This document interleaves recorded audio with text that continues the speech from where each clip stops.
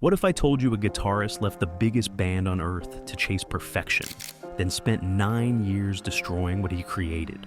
Ritchie Blackmore recruited 28 musicians for one song, then fired his singer for refusing love songs. 20 band members cycled through a revolving door, while the soul quietly vanished. The masterpiece that defined neoclassical metal became a polished shell chasing MTV rotation. Stick around. This is the rise and fall of Rainbow. April 7th, 1975. Palais des Sports, Paris. Deep Purple, one of the biggest rock bands on the planet, takes the stage for what should be just another sold-out show. But for guitarist Ritchie Blackmore, every note he plays is a goodbye. For months, Blackmore had been at war with his bandmates over the band's musical direction. The Mark III lineup, featuring vocalist David Coverdale and bassist Glenn Hughes, had been pulling Deep Purple away from the hard rock foundations that made them legends. They wanted R&B, they wanted funk, they wanted soul influences that Blackmore openly despised as shoe-shine music. This wasn't just aesthetic disagreement. This was a fundamental clash of artistic philosophy. Blackmore had spent years studying classical music, taking private cello lessons, immersing himself in Baroque and Romantic composers. He was obsessed with Middle Eastern scales, Phrygian modes, the kind of musical complexity that separated great art from commercial product. His bandmates wanted hits. They wanted to follow trends instead of creating them. Before we continue, don't forget to like and subscribe to the channel. The breaking point came during the recording sessions for the 1974 album Stormbringer at Musicland Studios in Munich. Blackmore had presented a cover of the Quatermass track Black Sheep of the Family. It was dark, heavy, rooted in the classical structures he'd been studying through his private cello lessons. The band rejected it outright. For a man who had spent years building Deep Purple's sound around his vision of classically influenced hard rock, this rejection was intolerable. If Deep Purple wanted to chase commercial trends, they could do it without him. Blackmore made a decision that would shock the rock world. He was leaving at the peak, walking away from millions of dollars, from guaranteed success, from everything that was safe. But Blackmore wasn't running from something. He was running towards something. During those Stormbringer sessions, he'd been watching the opening act, a small American band called Elf. Their vocalist, a powerful singer named Ronnie James Dio, possessed a voice that could soar into medieval fantasy one moment and growl with demonic intensity the next. More importantly, Dio understood mythology, the occult, stories about wizards and dragons and ancient battles. He spoke Blackmore's language. Using Elf's rhythm section, Blackmore recorded Black Sheep of the Family as a solo project. The chemistry was immediate.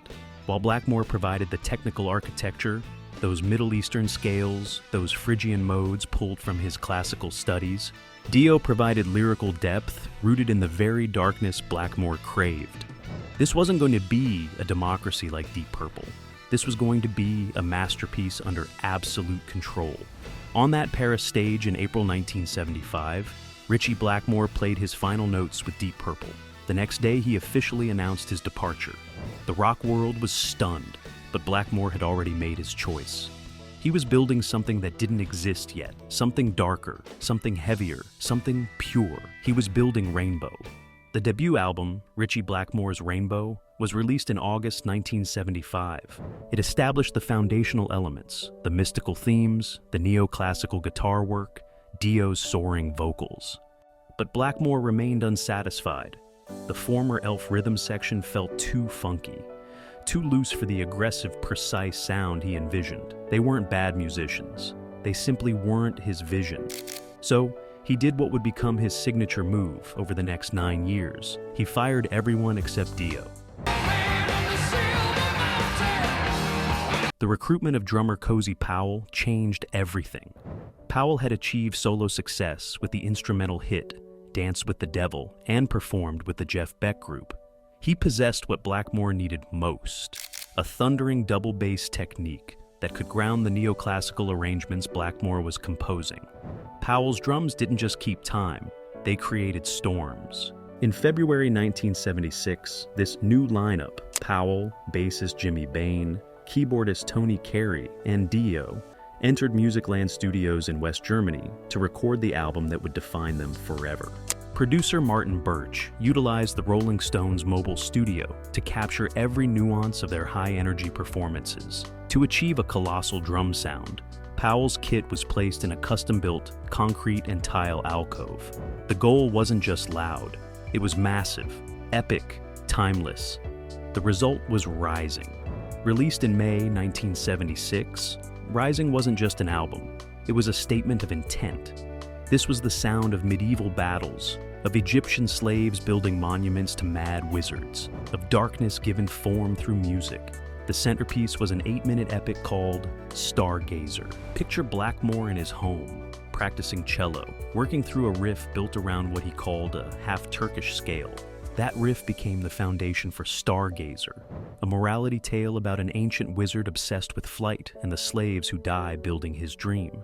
To bring this vision to life, Blackmore recruited members of the Munich Philharmonic Orchestra. The orchestration was recorded separately and layered over the band's tracks, creating a symphonic texture that had never existed in hard rock. This wasn't a gimmick. This was Blackmore proving heavy metal could achieve the same complexity as classical music. Tony Carey's Mini Moog synthesizer intro sets the stage. Dark, ominous, building tension. Then Powell's drums crash in like thunder. Blackmore's slide guitar solo, flavored with Middle Eastern scales, takes you to ancient Egypt, to places that exist only in imagination. And Dio's voice tells the story, with the passion of a man who believes every word. This wasn't just music, this was world building. This was everything Blackmore had been chasing since he left Deep Purple. Rising peaked at number 11 on the UK charts and number 48 in the United States. But the numbers told only part of the story. What mattered was the respect. Critics positioned Rainbow as a future pillar of heavy metal, a band moving beyond standard rock structures into something closer to what would later be called proto-power metal. For the audience hungry for music that felt timeless, that rejected commercial compromise, Rainbow had become something sacred. They weren't chasing trends, they were building monuments. By 1977, Rainbow had achieved the impossible. They commanded respect from critics who usually dismissed heavy rock as juvenile noise. They sold out arenas across Europe and were building a massive following in America. And they did it all while refusing to compromise their vision. Their live performances were legendary. The band performed in front of a massive, computer-controlled rainbow light rig, featuring 3,000 bulbs. For audiences in the late 70s, when most bands relied on simple lighting, this was revolutionary. This was theater. This was art on a scale that demanded respect. The live album On Stage, recorded in Europe and Japan in late 1976, captured this magic. But it was the 1978 studio album, Long Live Rock and Roll, that represented the absolute peak of the Blackmore-Dio partnership. Gates of Babylon is frequently cited as the creative high point. Soaring vocals, unusual chord structures, a perfect marriage of classical influence and hard rock power. This was the moment when art, power, and purpose aligned. This was Rainbow at full identity, but beneath the surface, cracks were forming. Blackmore's leadership style was becoming increasingly tyrannical. He was fond of elaborate practical jokes that often crossed the line into cruelty. Keyboardist Tony Carey was a frequent target. Blackmore would rig buckets of water to fall on Carey as he entered rooms, hide his keyboards before shows, undermine him in psychological ways. Worse, Blackmore would fire members after a single imperfect performance, creating an atmosphere where musicians never felt secure. One wrong note could end your career. Carey later described the constant fear, the knowledge that you were expendable in Blackmore's vision. This wasn't a band, it was a dictatorship. Brilliant, yes, but sustainable? Not even close. And dictatorships, no matter how brilliant, eventually collapse from within. November 1978, rehearsals for the next Rainbow album. Ritchie Blackmore makes an announcement that will shatter everything they've built. Ronnie James Dio is out. The official story was mutual disagreement over musical direction. But the truth was simpler and more devastating. Blackmore wanted commercial success in America. He wanted top 40 radio rotation. He wanted love songs. And he was tired of singing about wizards and dragons. Dio's perspective was one of artistic preservation. He believed the original concept of rainbow, the darkness, the mythology, the refusal to compromise, had been lost along the way. Wendy Dio, his widow and manager, would later assert that Dio was actually fired for his refusal to write more accessible, pop-oriented songs. For the fans who had followed Rainbow from the beginning, this wasn't just a lineup change. It was a betrayal. Dio was the heart of Rainbow. His lyrics gave meaning to Blackmore's technical brilliance. Without him, what was Rainbow? Just another hard rock band chasing hits? Blackmore's replacement was Graham Bonnet, a vocalist known for his R&B power, but possessing a visual style. Short hair and Hawaiian shirts, alien to the metal community. Bonnet could sing. He had range. But he wasn't Dio. He didn't understand the mythology. More importantly, he didn't look the part. The 1979 album Down to Earth delivered the commercial breakthrough Blackmore sought. The single, Since You've Been Gone, became an international hit, peaking at number 6 in the UK. Radio played it constantly. This was success by every commercial measure. But at what cost? Cozy Powell loathed Since You've Been Gone. He refused to drum on it during early sessions because he felt it was too pop-oriented. Powell eventually relented, but left the band after the tour, citing dissatisfaction with playing a song he felt compromised Rainbow's reputation. Then came the Edinburgh haircut incident. Blackmore posted a guard at Bonnet's dressing room to prevent him from visiting a barber. Bonnet escaped through a window and got a severe crop. Blackmore was so insulted he spent the entire following performance behind his amplifiers, refusing to look at Bonnet. The soul was slipping away. Everyone could feel it. By late 1980, the transformation was complete. Blackmore hired American vocalist Joe Lynn Turner, a singer with a melodic, polished vocal style suited for adult-oriented rock and MTV. This was Rainbow's final evolution, or devolution, depending on your perspective. Under Turner's tenure, Rainbow released 3 studio albums: Difficult to Cure in 1981, Straight Between the Eyes in 1982, and Bent Out of Shape in 1983. This era provided the band's greatest US success. Stone Cold became a #1 rock radio hit. Videos received heavy MTV rotation. They were conquering America, but they were conquering it as a completely different band. The music utilized the same formulas as Foreigner: slick production, radio hooks, power ballads designed for mass consumption. The neoclassical brilliance was gone. The mythology was gone. The darkness was gone. Rainbow had become technically competent, but emotionally hollow. Where was the soul? Where was the vision that made Rising a masterpiece? Where was the band that dared to record 8-minute epics about Egyptian wizards? The revolving door intensified during the Turner era. Over 20 musicians passed through Rainbow's ranks as Blackmore searched for the perfect combination. But you can't have both artistic satisfaction and commercial success when you've already sacrificed your soul. Joe Lynn Turner himself later reflected that Rainbow had become an extravaganza, lacking the authenticity of the early days.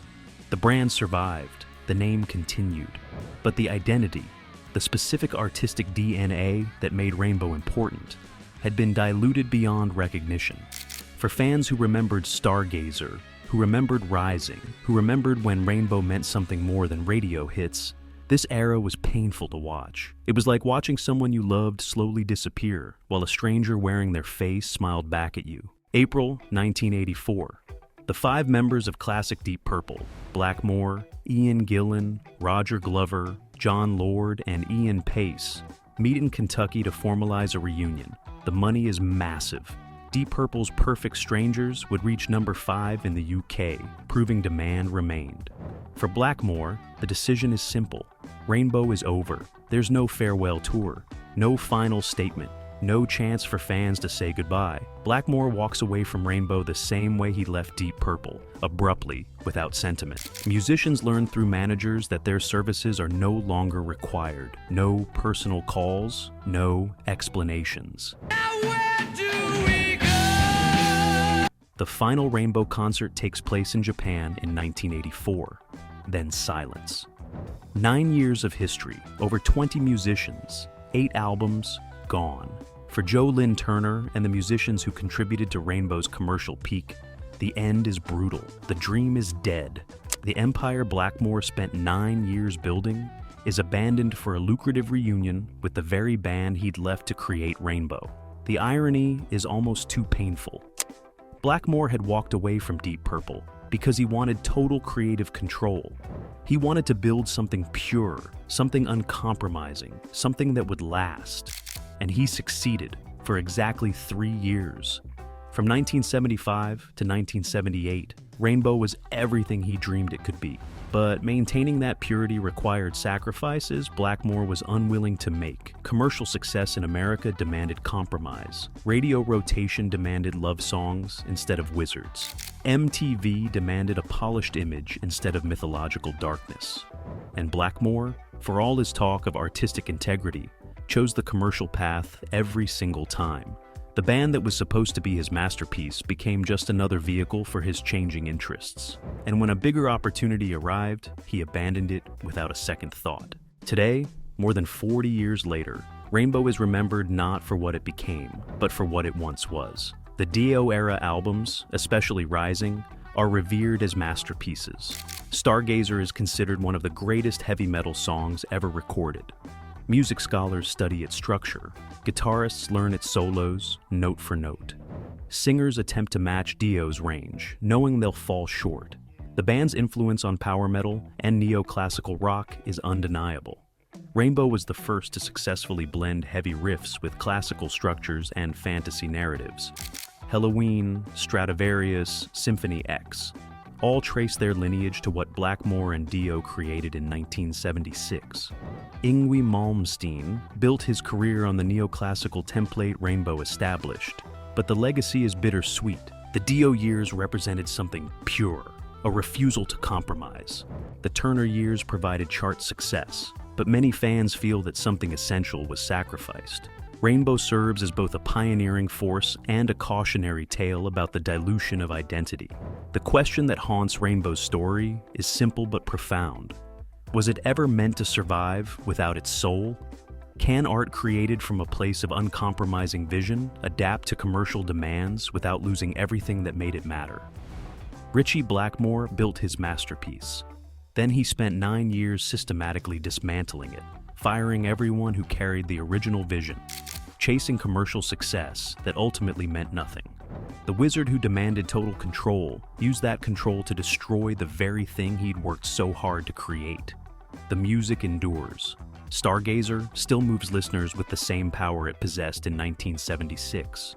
Rising is still recognized as a landmark achievement, but the band itself, the living, breathing entity that once felt immortal, ended quietly, without ceremony, abandoned by the very man who built it. Rainbow was born as a masterpiece, but it died as just another name on a contract, another opportunity sacrificed for a bigger payday. And perhaps that's the real tragedy. Not that it ended, but that it ended without ever fulfilling the promise of those first perfect years. The soul was lost, but the songs remain. And for the generation that grew up with them, that will have to be enough. Rainbow proved that the greatest visions can burn bright and fade fast. Blackmore's quest for perfection created 3 albums that changed heavy metal forever. But his refusal to protect that vision destroyed everything he built. The revolving door of musicians, the commercial compromise, the abrupt abandonment, all testify to art betrayed by its creator. Was Rainbow ever meant to survive without its soul? What's your answer? Drop it in the comments, and don't forget to like and subscribe for more stories of rock's lost dreams.